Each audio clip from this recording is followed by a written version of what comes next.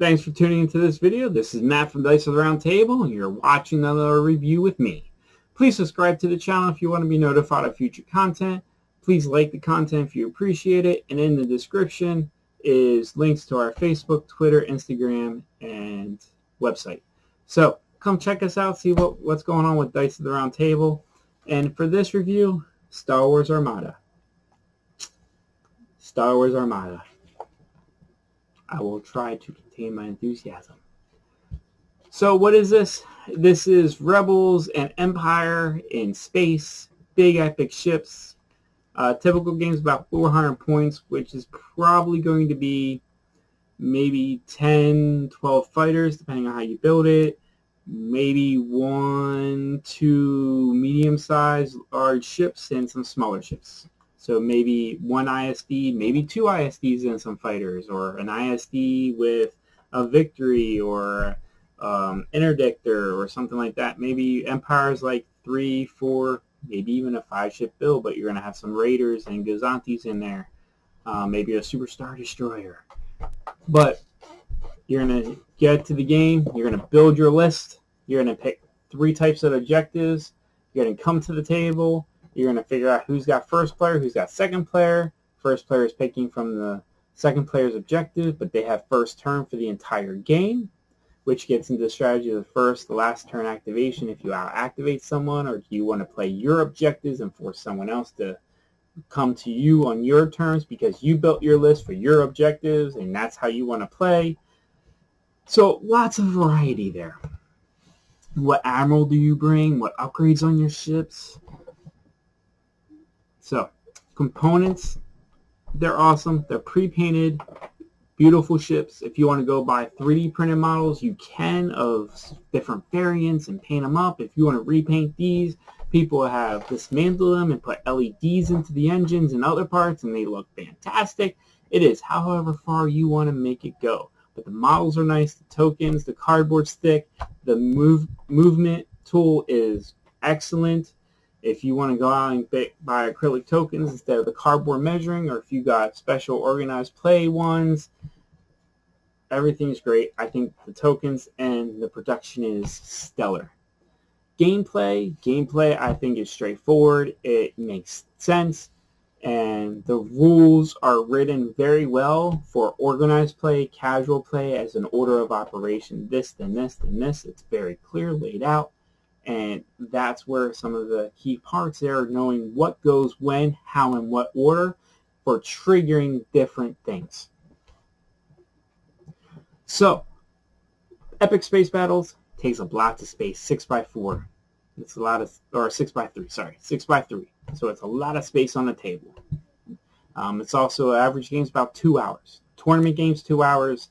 You could probably go 3 if it's casual and you're just learning and you're just messing around and talking.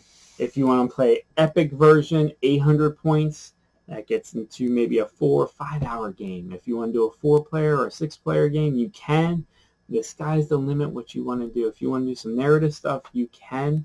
I have some ideas I've wanted to do, just haven't been able to find the right player count to do it, where I GM a game where you got some pirates things and you try to maybe capture some ships in a campaign version. It's like the ideas are really flowing and can be done. Just need to find some people on a regular basis that can give up some time to play. So organized wise, I've run tournaments. I think Armada is a great game for tournaments. It's great to go at. Everyone, it's a long game, so if you can get people saying, yes, I want to commit to an all-day affair of 3-4 games, yes. Why? Because it's fun to get our models out there and playing multiple games in a day. If I'm going to bring it out, let's get a couple games in.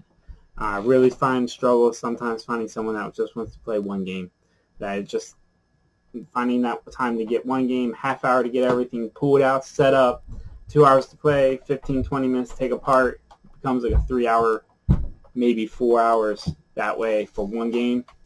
Yeah, I feel like some people struggle with that. So X-Wing, this, it comes down to what you, I might get flack, but this is what I say. X-Wing is checkers. I'm building this list of like a handful of ships. I know it's pre-scripted on what's going to happen, and with the dials, Armada, you got some flexibility, but I feel like in Armada, I roughly know where you're going. You roughly know where I'm going. It all comes down to timing and setting up for the next turn, because you shoot first, then you move. So you need to make sure you got your angles right and your arcs right and which way you're turning and which way you're not turning. And am I going to try to fake you out by delaying, if I can, activating a ship to make you come to me versus I come to you? I just feel like there's a lot more chess level thinking, because it comes from the list to the end degree of like, this is better versus that, but this is better versus this, or maybe these two combinations work better against a broader variety there. And how do you deploy your deployment for what objective, and the objective dictates which way you're going to open up with maybe. And it just goes on and on and on, where I feel like X-Wing, it's this ship beats that ship, this ship beats that ship, moving. Both have dice, so there's a lot of variety in what might not happen. But I just feel like with Armada, it has a little bit more in depth. It also has a higher price point to enter. X-Wing, I can go spend $100 and I got a pretty good list. Armada, I'm gonna have to spend probably $200, $300, $400. So this has a bigger price sink than X-Wing. For me, theme, Armada's got it. When I watch Star Wars, read a Star Wars book, there's always a big ship with fighters going everywhere. Maybe not multiple big ships and not equal footing, but that's a stretch. For me, X-Wing, just a small battle, so you got to take that. Small battle of fighters, X-Wing. Big epic ships, more epic feeling, Armada.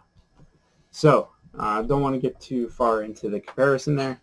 So, that's going over some gameplay. The rulebook is pretty straightforward.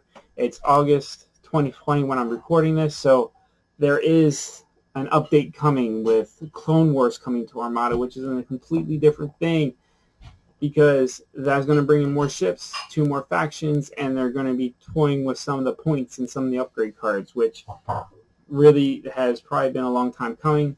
But they haven't toyed with all that stuff, which has been awesome. That it's been very consistent, even keel, and we've just been evolving the game.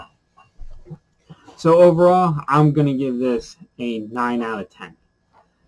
Why not a 10 out of 10? I do really love it. I do.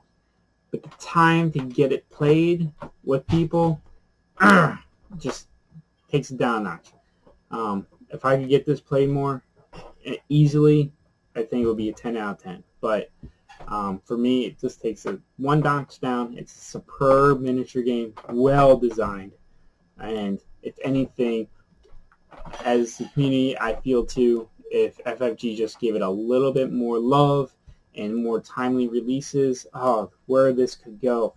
I personally, FFG, I am pleading. This is me pleading at the very end. So, Thrawn's books. We got the Chiss. We got the Gris.